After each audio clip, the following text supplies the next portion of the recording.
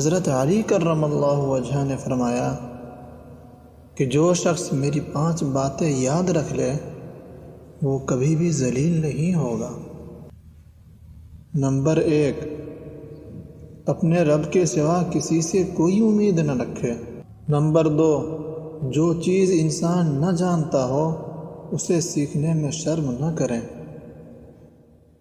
Number 3، جب کوئی عالم دین مسئلہ نہ جانتا ہو تو اسے کہہ دینا چاہیے کہ اللہ بہتر جانتا ہے، مجھے معلوم نہیں۔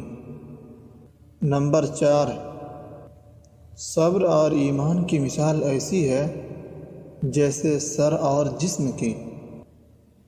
نمبر 5، جب صبر جاتا رہا تو سمجھو ایمان جاتا رہا، کیونکہ جب سر ہی جاتا رہا تو پھر جسم کہاں بچے گا۔